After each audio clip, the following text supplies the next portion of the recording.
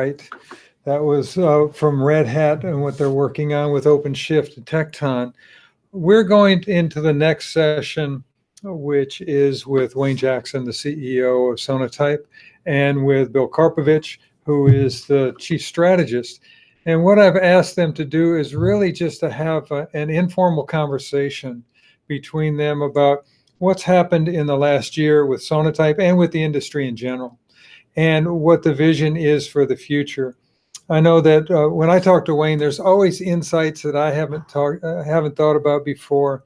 One of the times we talked last time is one of his premises is that the economy, the world's economy, and the financial institutions are built upon open source. And that, when you think about that, that's a huge thing to say, that open source is running the world's economy. So that's the kind of insights that we're going to be looking for. We're going to do about 40 minutes. I'm going to step out of the way and just turn it over to them. I'm going to move the microphone a little bit so we can get it to them, and I'll get out of the way. Thank you, Mark. Sure. You guys ready? Yeah, thank you. Morning, Bill. Morning, Wayne. All right.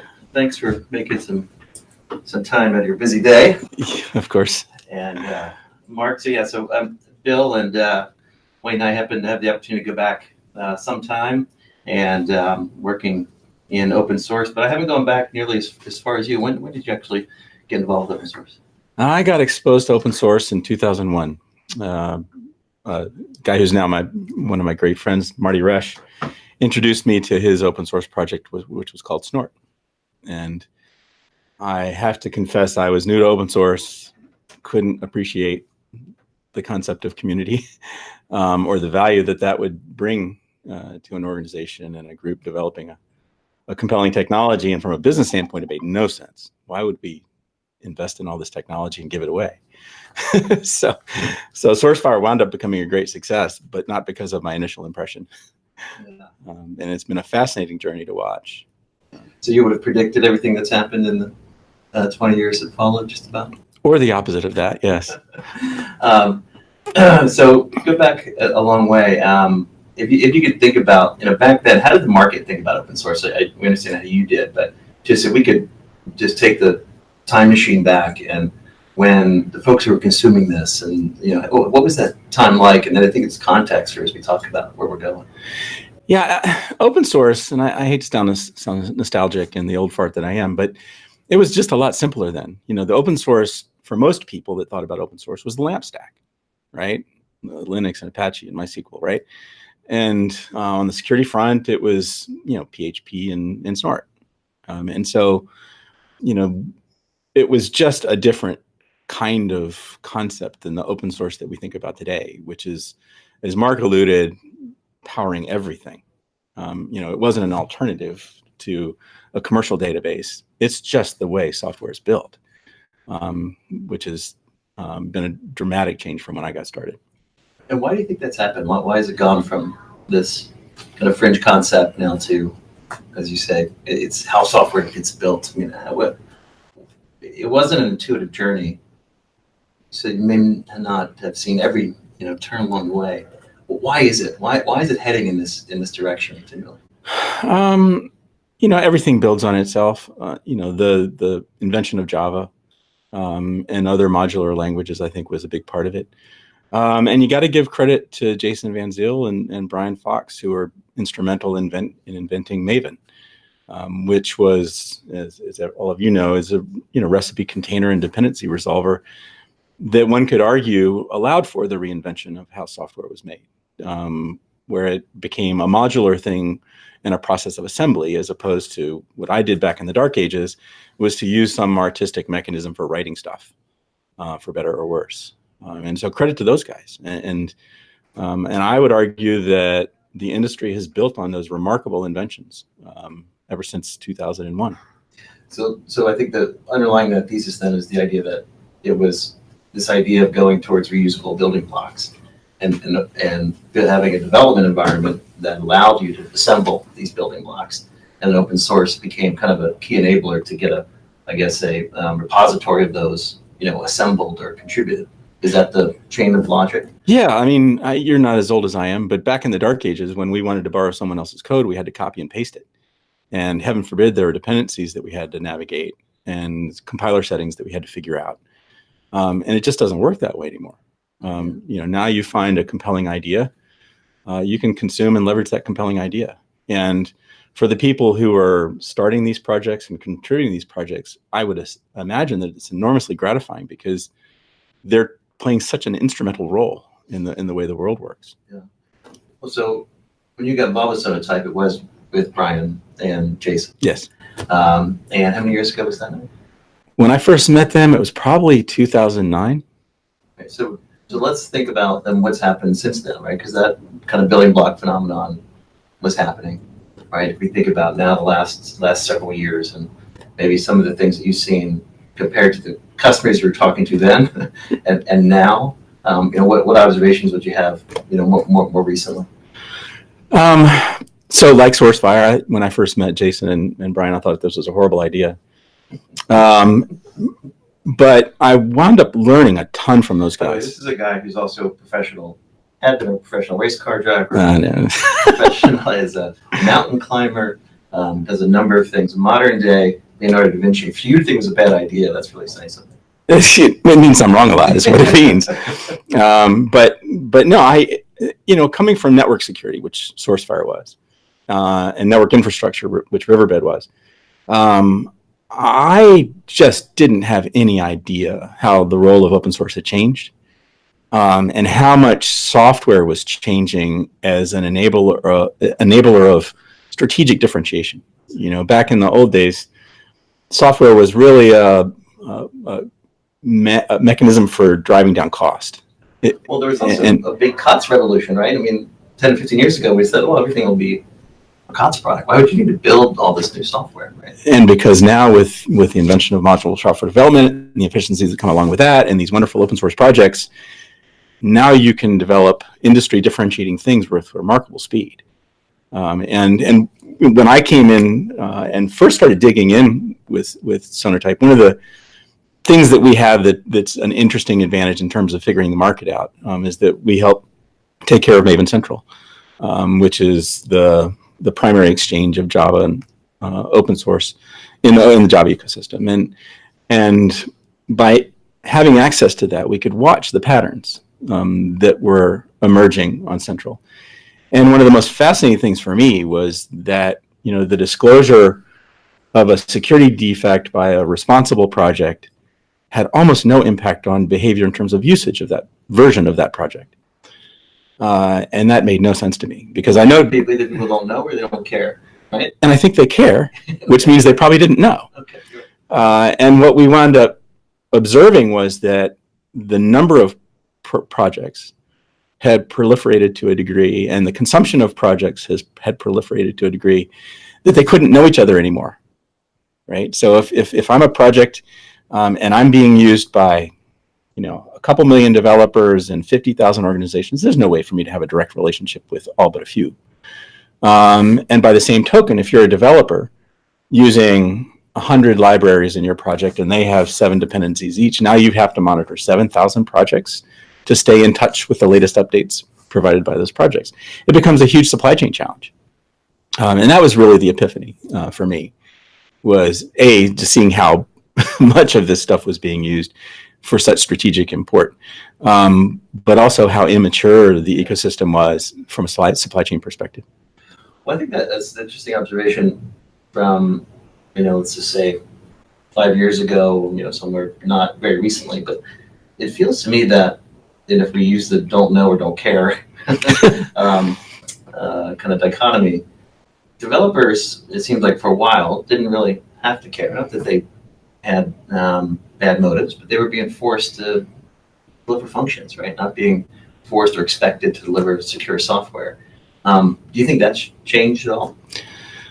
I think it's changing, and I think it has to change. I mean, developers are the front lines of all of this, and if we can't empower developers to help in both delivering important business critical features and develop software that's easier to maintain over time, then we're doing it wrong.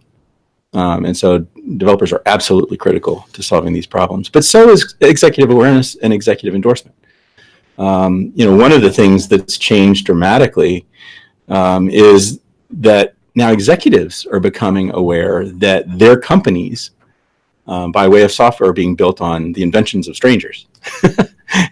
and that's something that's really new. I mean, I remember first talking to some of our most strategic advisors, people like Jim Routh and John Sembrook, just remarkably smart, thoughtful people, who 6 or 7 years ago weren't aware that open source was becoming a prolific part of their organizations, and they had cybersecurity strategies that didn't even contemplate that. So now you roll the camera forward, and Equifax happens, and now all of a sudden executives' eyes are open, and now the question is, oh my God, what do we do? Oh, excuse me, of course I did that.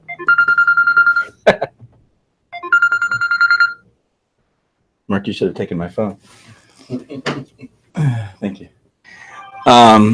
So at any rate, it is changing dramatically. Yeah. Well, but if we plot a curve, right, and we start thinking about where this is going. So first it was just happening organically, right? And as you described, there's these opportunities to innovate. This is a faster way to do it. But then there's awareness that happens. Oh, wow, this is happening. We are using this code that is, we don't have a relationship with the suppliers, but we're using it. Equifax happens, and hey, maybe this code actually may include some flaws, right? And we have to think about, managing it.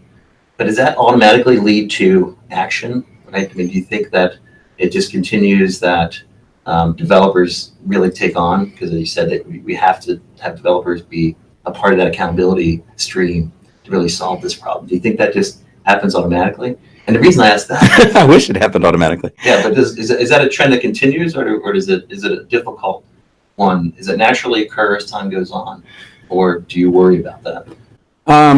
Well, I don't think it automatically happens. I don't think much automatically happens. I think it requires a thoughtful approach to solving these problems that's supported by things like really good data and mechanisms for presenting data in ways that are consumable. And for executives, ways of managing the consumption of that data that's aligned with the company's priorities. And so those pieces were missing for years. And are things that are just now starting to be introduced into the market by us and others. Yeah. And so those are really the critical things, because developers will make the right decisions, right? But they have to be aware, they have to understand what the priorities of the organization are, and they have to have paths for doing the right thing in the context, to your point, of all the pressures that they're getting to deliver features. So if the tools are good enough to allow them to do this, they'll do it. Basically. But good enough is an important couple of syllables, right? Or several syllables. Because if you feed developers information that they can't absolutely rely on, and don't provide context for the decisions that they're being asked to make, then there's going to be frustration all around. And that's the last thing that we need as an industry that's trying to shape a new collection of behaviors in the context of critically important innovations.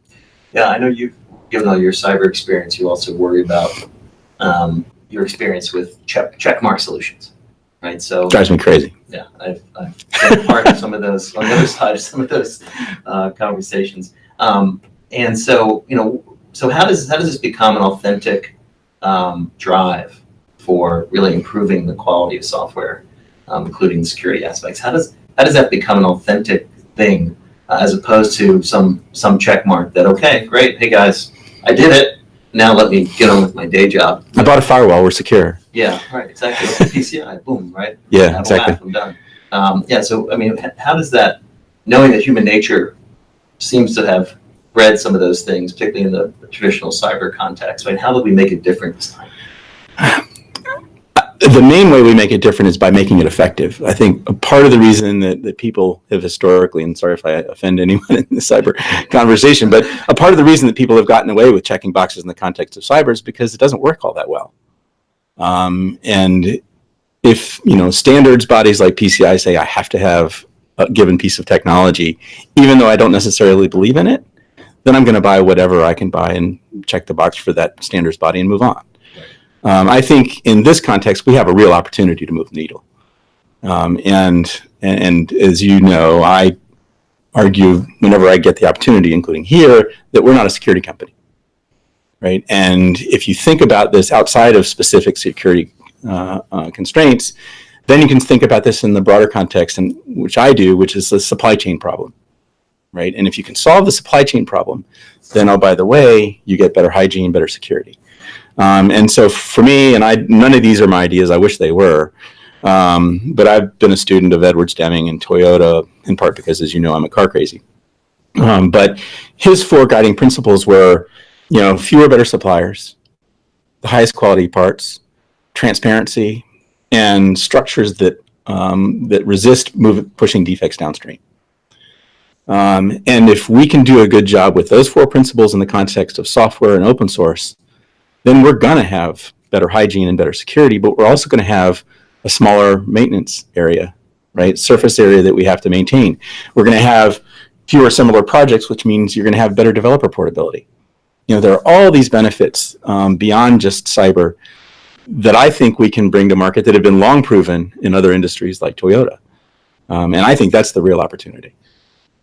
So if we think about where we are then today, right, and in terms of this tooling that the developers can use to make their software better, more secure, the open source library certainly is our focus here. These supply chain concepts, use a baseball analogy, what inning are we in terms of those concepts really being adopted and helping? Oh, bottom of the second. That's very precise. Bottom of the third, maybe.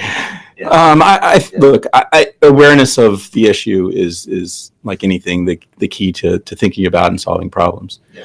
And I think awareness is rising. I think top to bottom, organizations are becoming aware that they're reliant on open source. They're relying on the work product of people they don't know, and certainly don't directly control. But it's vital to the existence of their organizations. And so I think their executives are getting a sense for it. I think the folks that's developers and management are starting to think about how they can adapt processes without disrupting the efficiency of organizations. And I think developers have been aware of this for a long time. They've just not been, in my view, sufficiently enabled. So if we're in the bottom second, bottom of the third, so we look out and we say, hey, these are some of the things that you would anticipate over the next couple of years. Major new things that are like, oh, okay, I can see how that's inning 5, 6, started. What are the things that you're seeing in your crystal ball? I think once we start peeling the onion on the first of the Deming principles, which is fewer, better projects, I think we're going to learn a lot about how different projects are. Once there's a rigor around selecting a component and running is fine, but actually having a conscious view of, no, hey, we're going to reduce this number of parts or reduce the surface area. Yeah, why would I have 27 different logging frameworks? Right. As we've seen in studies, past and those that we're working on now, there's a huge difference between the high quality projects and the lower performing projects. I mean, a huge difference. The highest quality projects are managing their dependencies on other projects continuously. If there's a term, mean time to remediate, that we talk about, and some of the best projects, JBoss comes to mind, had, when we last did the study, a mean time to remediate of -2 days, which means they were fixing things before the disclosures. Other less highly performant projects were never fixing dependencies that had security defects. And the scary thing for me was that the median was around 300 days, right? So seeking out those highly performant projects is a big deal. But again, it's incumbent on us to make that information available and consumable, which it largely hasn't been unless you were willing to do the research on 1,000 projects. Right, sure. Okay, so discipline and visibility and insight to make better fundamental supply decisions. Yeah, the other one that follows that is, okay, what are the behaviors of the committers on those projects? What are their skills? What is their commitment? What is their interest? In the vast majority of cases, they're serious people that do good work, that have an interest in making the project that they're contributing to the best possible. But that isn't universally the case, and wouldn't we like to know when that's not necessarily the And you're case? thinking credentialing or authenticity or yes, all the above. Yes. Yeah, all of the above. I think we're likely to drift into some really interesting mechanisms for just not monitoring committer behavior, but just understanding it. Yeah. You know, if I see, a committer that I've never seen before drop in a dependency that's new, that includes functionality that's never been a part of the project, that may all be fine, but it also may be interesting. And again, you can't make a judgment about whether that's fine or not unless you are aware of it and have the information necessary to make a reasoned judgment. So in the broader cyber market, there's this phenomenon of, I think, cyber risk management, right? And there's these firms that can assess the risk of a provider, right? Like a cloud provider or some other technology provider or business partner. And it sounds like what we're talking about is, well, why wouldn't we have that kind of same risk rating, if you will, that's appropriately applied to an open source project, something like that. Yeah, I think we likely will. I also think we're entering a time where the users of open source, these entities like Goldman Sachs that are benefiting tremendously from other people's inventions, are going to have to start giving back. And I know Goldman does. They have people that do work on critical open source projects, but I think that has to become a more mainstream phenomenon. And it's not even a fairness thing. Yes, it would be much more fair if they were contributing back to the things that they were using for free, but it's also in their self-interest to shape projects in ways that they think are important to the broader community. Well, but so I think the controversy that's been most active has been some of it is always the big enterprises in that lens, but what about the big cloud providers? And certainly Amazon is notable in what it means for the debate on licenses and should folks be able to build services that they profit from out of taking advantage of these things? You have a point of view? And I'm a capitalist, so playing by the rules, but using them to your advantage, is hard to be but so critical of. Were I sufficiently talented, and I'm not, to create a compelling open source project, I would probably be much more careful about licensing if that was ever going to be a concern for me. So if I was, inventing some magical new algorithm to manage data and keep it safe at rest or whatever, and I suspected that would be really useful to an Amazon, great. That's really cool that an Amazon would be interested in my project. But I might want to get something in return, help, something. Sure. And I would be careful to make that a part of how I brought that project to market. So in terms of other current events that have been big ecosystem stories, you think about Microsoft buying GitHub, you think about IBM buying Red Hat. What do you think that says about open source and where this is going? I think it's two great big giant organizations recognizing reality. The future of business is software, the future of software is modular software development, and the future of current, but certainly the future of modular software development is leveraging open source. I don't know what the exact number is, but most people would tell you that 80 or 90% of a modern application, is composed of open source building blocks, and the rest of it's business logic. Yeah. And so, it's just something people have to care about now. Do you think these are wise moves for these big guys? As long as they don't screw it up, yes. I think Microsoft is showing themselves to be a good steward of GitHub. Yeah. I think GitHub has made some really intriguing moves in this context, which is fantastic. Great to see. They've done a lot to help with developers being aware of security. Absolutely. Right, and I think, having the ecosystem, to your point, part of this is the ecosystem can help cause these things to happen. I think they're helping with that. Yeah, and I think of Red Hat and IBM the same way. Yeah. Red Hat's a fantastic institution. They date almost as back as far as I do. And they provide a critical role.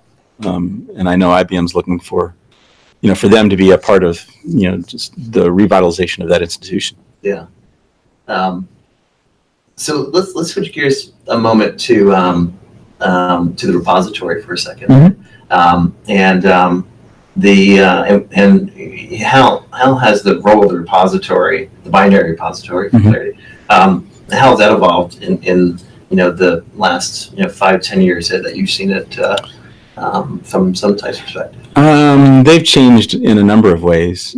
Back when it was first invented, and there were, I guess, a few repository managers when I first started here, or Kiva Artifactory and Nexus were the ones that I knew about. And their role was pretty simple. It was serving as a caching proxy for Java, making Java build faster. I mean, it was that tactical. Now the world has changed in ways that I never anticipated. The role of the binary store as a mechanism for moving artifacts through the build process, through the DevOps manufacturing toolchain, and being the source of truth for a binary's integrity is a whole new role that many people haven't thought about. The rise of ecosystem diversity is another one that is just remarkable in my view. I don't even remember how many ecosystems we support, but it's in the 20s. And that diversity, I think, is also fascinating.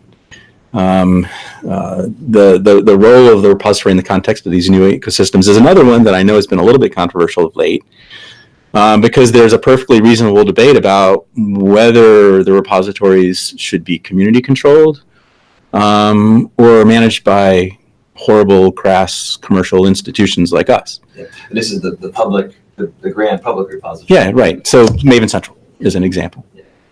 And it's a perfectly reasonable debate, and I think it's going to be shaped by the facts that are leading to the debate.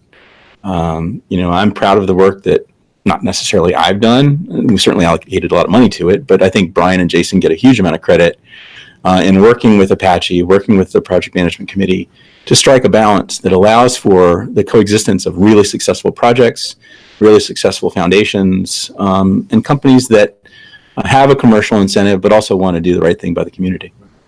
Well, I think it's interesting that as that debate is surfaced, right, the whole of this thing, right, your curiosity from almost 20 years ago, is this delicate kind of weird balance, right, between what's good for the community and a capitalist private interest, right? And it just seems like it's not just that issue, that's just the issue du jour.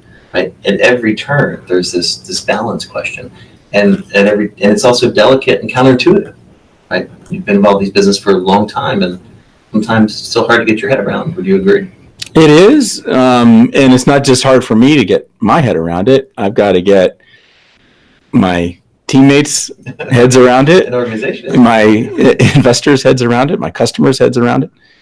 And so that's just something that we as a global set of communities have to figure out. And this is one of those,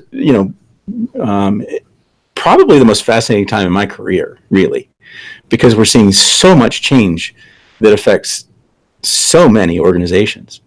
We started talking about potential issues related to open source and open source integrity and how it was being used and how it was being supported by projects.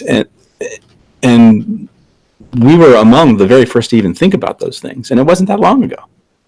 And so now we find ourselves, as mentioned early on, where we've got a global dependence on open source, and mostly really, really smart committers, but we don't know how those interactions should really feel and shape and be structured over time. And maybe it's just one of those things that we evolve to get better and better about. Well, it seems like we've identified that critical infrastructure includes Linux and other these foundational things. Yes. But it seems like we're still recognizing that critical infrastructure is also these millions of libraries. There are more than 30 million open source projects on GitHub. Yeah. And GitHub isn't the only place where they live. So there's a nearly infinite amount of IP, technology, and community that we need to figure out how to best leverage. Yeah. I mean, does that worry you? I mean, how do you sleep at night knowing there's so much software that is so informally managed, running so many important parts of society, whether it be financial systems, payment systems, and you've cited some fascinating stats in the past. Does that worry you? Yes, of course. But, I remember asking, my friend Marty that question about traditional cyber 20 years ago, 15 years ago. And his answer is probably the right one still, which is that we benefit from biodiversity at some level, right? The fact that there are 30 million projects instead of 3 means that if there is an event, relatively fewer people are going to be affected by that event. And the vast majority of the world, hopefully, will be able to manage their ways through it. But I tend to think of cyber in biological terms anyway.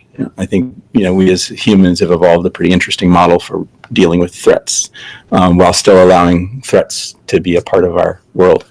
Yeah. It's interesting. As I asked that question, I realized I remember being back in the mid-90s, being part of an internet service provider. And everyone was saying, oh, we got to invest in this. E-commerce is going to be great.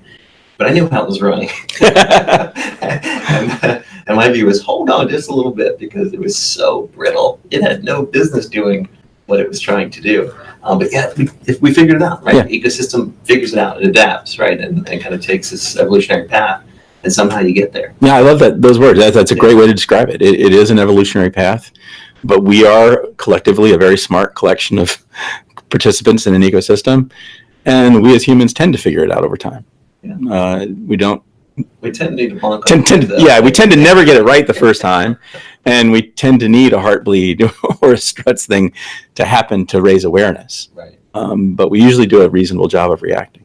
Do you think there is a role for regulation and that and then you look at GDPR and so forth, and you think about the rest of the cyber world and things that are even happening on the Hill that might relate to cyber software supply chain initiatives and so forth. Do you have much optimism in those, or do they worry you? This may be a little bit controversial, but I've never been a big fan of standards. I think standards tend to be backward-looking, not forward-looking. Right. And I hate to pick on one in particular, but I think PCI is an example of a standards body that tends to deal with and prescribe solutions to problems that have happened, not the ones that are happening or going to happen. And so to the extent that we start to seek out standards, then I would hope that they are simple and obviously important and lasting in what they mean. And so an example of that would be requiring a bill of materials, right? When you're being delivered a piece of software, right? Food labeling is a pretty smart idea. We've accepted the fact that knowing the ingredients in our beans is helpful to us making decisions. And I think, getting better labels on projects is a good idea. Getting better labels on software that's produced and consumed is also a good idea. So that's the kind of simple kind of standard evolution that I think we would benefit from tremendously. Okay, that's interesting. But one of the threads that we didn't complete was on the repository. So you talked about how it's evolved and the number of packaging environments it now supports and its centricity to this DevOps pipeline. If that's where it is today, where does repository go, right? And where does, given this is focused on Nexus, where does the Nexus repository go? I think it remains a critical piece of the manufacturing process. Many of the architectures that I've seen in its use of ours and others kind of put it as a hub in the spoke of the toolchain, where binaries move in and out of the repository as they make their way from conception to delivery. I also think they become much more cloud-centric, leveraging the massive scaling infrastructure that the cloud providers have, as opposed to whatever we might be able to cobble together in a data center. And being agile enough to deal with these new ecosystems that are proliferating almost daily. It's remarkable how fast they're emerging. And part of the reason why that's important is because these ones that are emerging are really good. Right, they're new and innovative ecosystems solving problems for a reason. Ecosystems like Go is one that's just kind of come out of relatively nowhere. That's obviously an important new development. Yeah. All right. Interesting. So, what has surprised you most in the last couple of years, either in customer conversations? Or in what you've seen, what has been surprising to you that you didn't really anticipate? Great question, in part because I don't have an obvious answer to it.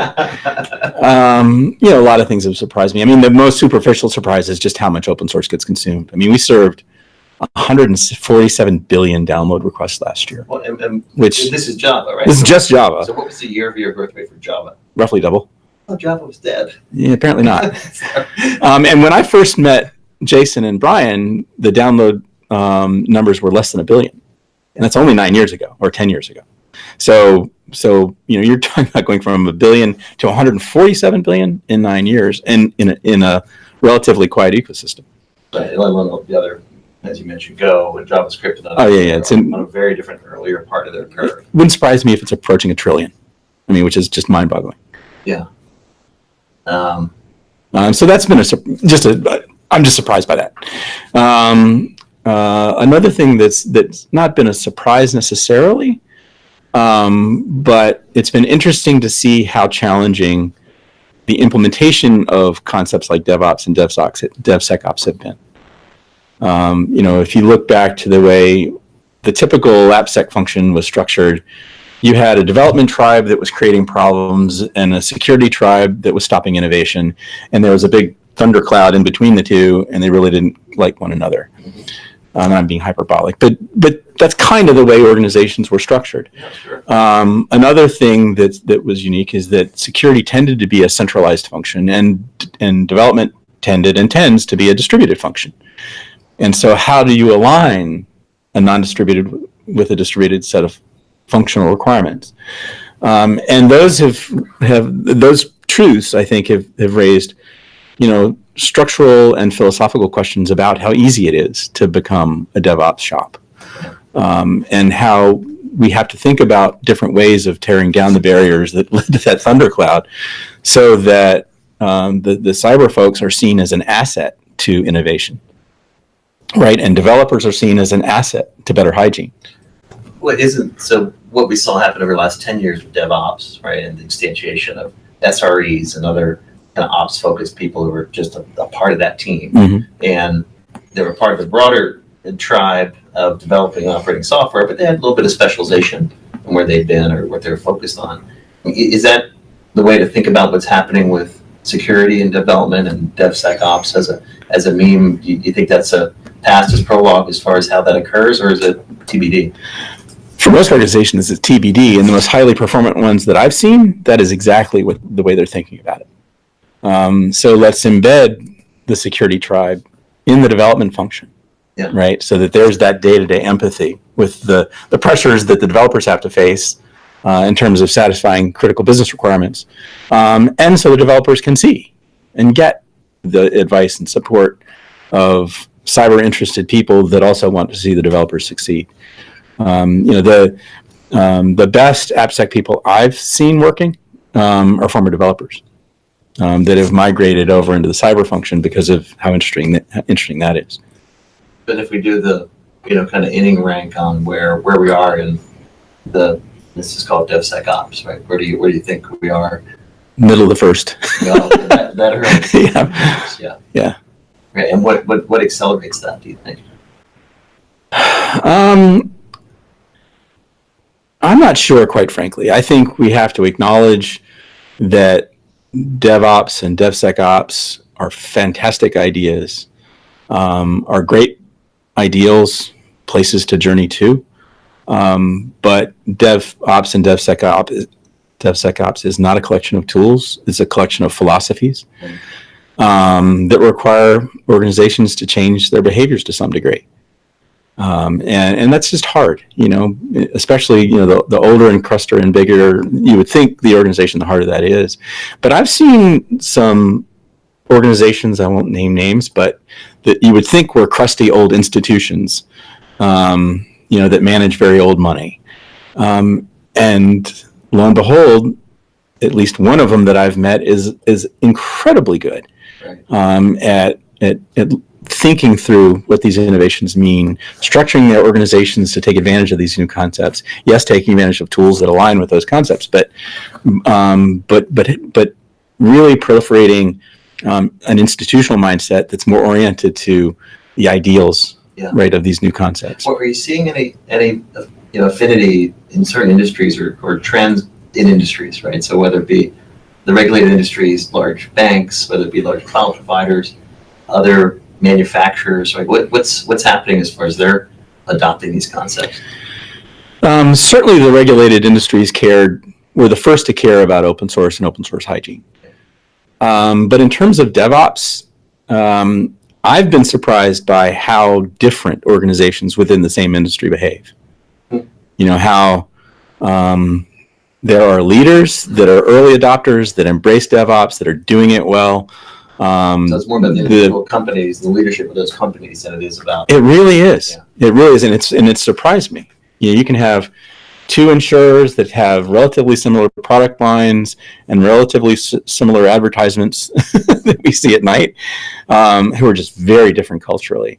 And Gene Kim, who you know is one of the great friends of the company, did a study some years ago, and it turns out that there's at least some correlation between stock performance and these organizations that have these forward-leaning cultures. Well, his most recent book is certainly going to be as relates to the performance of the teams, right? The culture and leadership element of it is paramount, right? Absolutely. It's not a sideshow. It's not a part of the edge. It's front and center, right? So that accrues all the way up to the CEO, it sounds like. And if you're the CEO and you're spending, in the cases of some of our customers, billions of dollars on software development, you know, how could you not be paying attention to how efficient that spend is? Yeah. I mean, of course you are, but until recently, that was a budget line item, but it wasn't necessarily a board level consideration for how we're going to win in the marketplace. Right. Well, so one devil's advocate point of view on this, if we're in the first inning of DevSecOps, but we feel like it's, you know, kind of the manifest destiny it's going to happen. You know, when companies go through a breach, their stock price goes down on average by about 5% for 90 days, and then it comes back. Yep. And so therefore the incentive, you know, for the business team to make sure things are not suffering breaches, right? Gartner recently put out a hierarchy of where people are thinking about spending, and the privacy issue is where people are concerned right now because that could impact their perception in the market. But they're a little bit less concerned about breaches because they happen. Equifax is still alive. They happen. Yeah. What do you think about that point of view when that relates to this? Well, it's an undeniable fact that you cited. I would offer that many people at Equifax would prefer not to have been on that journey. But it's also highlights for me why I keep talking about these problems in supply chain terms that benefit security, but not necessarily our security. If I'm a bank and I'm spending $3 billion a year to make me the leader in my industry, yes, I care about breaches. Yes, I care about cyber hygiene. But what I mostly care about is the degree to which I can innovate, especially innovate over the long term.